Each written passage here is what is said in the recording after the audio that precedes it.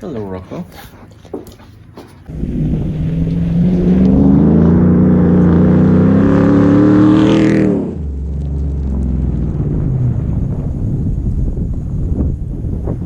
Hello everyone and welcome to the channel. In this video I'm gonna be showing you how to remove your sway bar end link and replace it with an aftermarket polyurethane bushed end link. So let's get this video underway.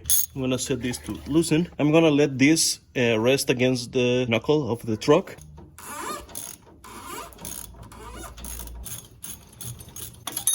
To remove it, you take this bushing, remove the center screw.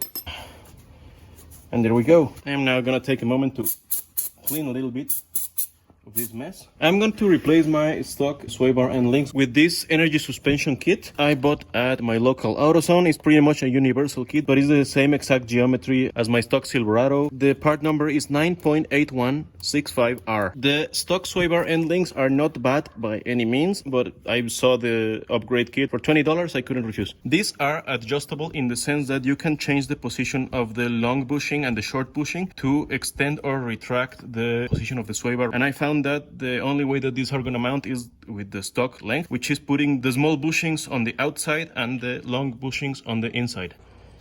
And as you can see, that way they're exactly the same size.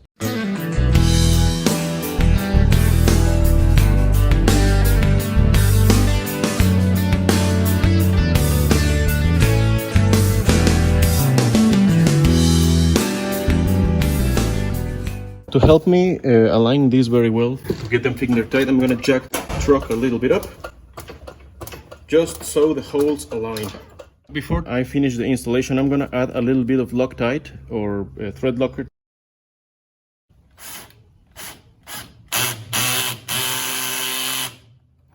I'm gonna finish tightening these by hand. I added a second nut on top to lock the first one. To finish it off, I'm gonna take the second nut, I'm gonna just tighten it a little bit more so it locks the second one in position, just like that. Some thread locker and a second nut on top, that's staying there. I'm gonna go to the other side and repeat the same process.